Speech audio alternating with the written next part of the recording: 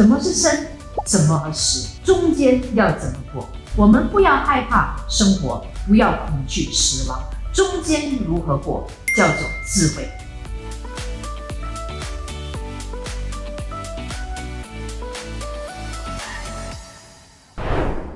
圣经当中呢，最有智慧的人叫做所罗门，他用尽了各种方法，要来过一个美好的生活。他明白了生，他明白了死，但是在中间这段怎么过得好，他用了很多的方法。他呢就去建花园请工人买牛羊存钱娶很多的老婆装修买房子喝酒开很多的 party， 这个就是所罗门的方法。但是他试过了这么样多的东西之后，结果他是怎么样呢？他在传道书自己讲说，他说虚空的虚空，凡事都是虚空，已有的事日后必再有，已行的事日后必有人再行，日光之下并无新事。这个竟然是他的结论。他认为呢，他也想尽量去享受生命，做了这么多许许多多的事情，但是竟然那个结局是虚空的。所以当弟兄姐妹，上帝要我们来享受生命，但是每一次一听到享受这两个字，很多人的反应就是我要去旅行，我要去吃buffet，我要来享受生命，我要开 party， 我要来跟朋友在一起。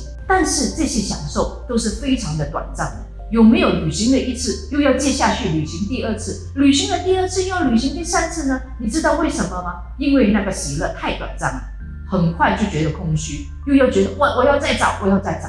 所以这种的喜乐并不长久。以前我也曾经这样子，想去旅行想去吃喝玩乐，但是很快呢，那就空虚感又回来了。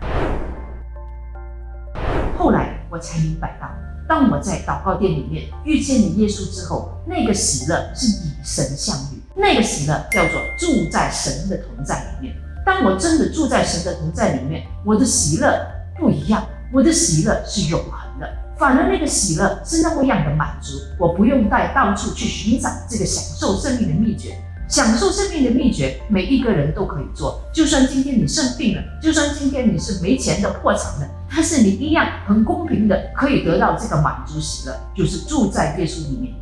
生命是空虚的，所以我们要寻求永恒。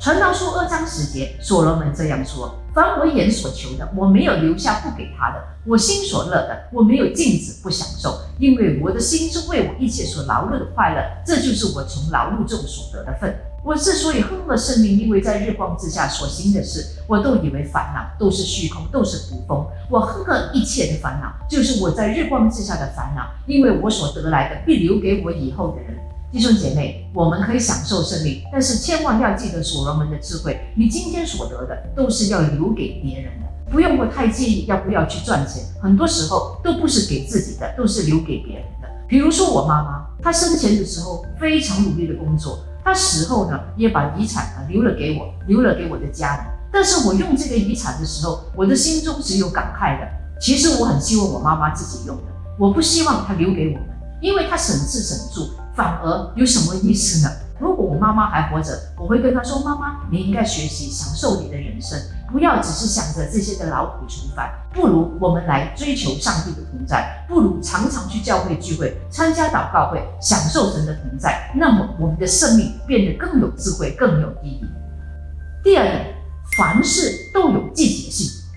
所罗门非常的了解这一段，在传道书3章呢，他就讲了，就是凡事都有定期，天下万物都有定时的，生有时，死有时。他讲了几种的比喻，他说有生有死，有哭有笑，有栽种有拔出，有哀中有跳舞，有杀害有医治，有寻找有失落，有拆毁有建造，有保守有遗弃，有失恋有缝补，有静默有言语，有喜爱有厌恶，有正仗和好。每一样东西都是有季节性的。比如说刚才所说的，有爱中有跳舞，就是说你可能现在在伤心爱中的时候，但是没有关系，这些都是季节性的，都会过去的。又或者你现在在快乐当中，在跳舞当中，但是呢，可能这个跳舞过后又有一些哀中的事情来了，这个就是人生。所以呢，当你有很多悲伤的时候，你不用太过的惊讶，说主啊，为什么会有这件事情发生？为什么我有癌症？为什么我会失业？为什么有这么多苦难？不用过太过的激烈反应，因为圣经已经告诉了我们，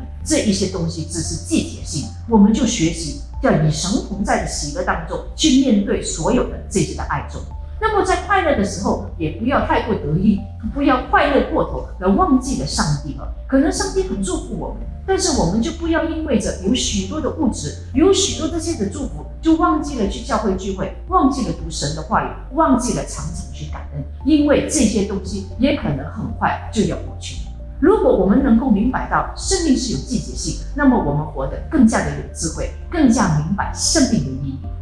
所罗门在传道书第11章的总结，我个人非常的喜欢。他说：“当将你的粮食撒在水面，因为日久必能得着。你要分给7人或分给8人，因为你不知道将来有什么祸害临到地上。”这个叫做生命的智慧。你有多余的要分给别人，常常去帮助别人，那么生命才会有价值。只会自己活的生命是自私的，永远都不会喜乐。但是我们的生命为神而活，我们有满足的喜乐。我们的生命是为别人而活，帮助别人的话，生命当中也有自然的一种的快乐，是别的东西不能够给我们。在传道书第11章第9节，少年人，你在幼年时当时快乐，在幼年的日子使你的心欢畅，行你心所愿行的，看你眼中所爱看的，却要知道为这一切事神必审问你。这句话总结了这么样重要的人生的智慧。我们做什么都可以，尽量去享受我们的生命，尽量去爱神，尽量去爱别人，做一切的事情都不用害怕，不用恐惧的去做，反而知道神呢在凡事上面都要来审判我们的。只要有这样的智慧，我们的生命当中必然活出美好。我们会享受生命，但是有一些人非常的恐惧死亡。我经过这个见证，就是妈妈得了癌症，家里面的人呢一直不要让她走，说不要死啊，妈妈不要死啊，他们很难过。但是后来家人走了之后，妈妈就跟牧师说，她说牧师啊，其实我不怕死，因为我知道我死了之后要回到耶稣那边去，请你安慰我的儿女，请你为我祷告。然后牧师说，是的，有时候我们的年岁是会有终止的一天，那一天终止了到了之后，就不要恐惧。所以这位姐妹呢，就跟牧师一起的祷告，然后说，主啊，我的时间到了，求你接我回去，然后我在天国里面有永恒的喜乐，和你一起作王。祷告了之后呢，姐妹呢就很安然的去世了。当然儿女们非常生气，还骂上帝，还骂牧师，为什么上帝不听我们的祷告，要接走妈妈呢？受死亡这么恐惧，为什么要来死亡来到我们当中来分隔我们呢？所以弟兄姐妹，有时候就算是死亡，我们也要来接受上帝会给我们的时间。有时候人的生命，有些人很短，只有10几岁，甚至只有几个月也有可能。有一些人可以活70、80岁，但是无论生命短或长，我们都要接受，因为呢，上帝是创造我们的上帝，他决定我们可以活多久。就算是一个 baby， 他活了3个月，可能你问，为什么只活3个月就要把我的孩子拿走呢？有一位牧师曾经这样对过我的姐妹说，我的姐妹呢，就是孩子1个月就去世，他对这个姐妹说，上帝在创造这个 baby 的时候，已经知道他只有1个月的生命，他就向这个世界上面看了一下，谁愿意做这个孩子的父母1个月呢？他就看见你有这个爱心，愿意爱他1个月，所以他把孩子交了给你。所以我的姐妹听了这段话，心中得了很大的安慰。她说，是的，耶稣我接受，就算这个孩子只有1个月的生命，但是我也尽力的爱他。他现在回去了你那边，将来我还是可以再见到他。这个就是做基督徒的盼望，这个就是基督徒的喜乐，这个叫做基督徒的智慧。就算有生离死别，有死亡，我们也不恐惧，因为再一次可以与他们相见。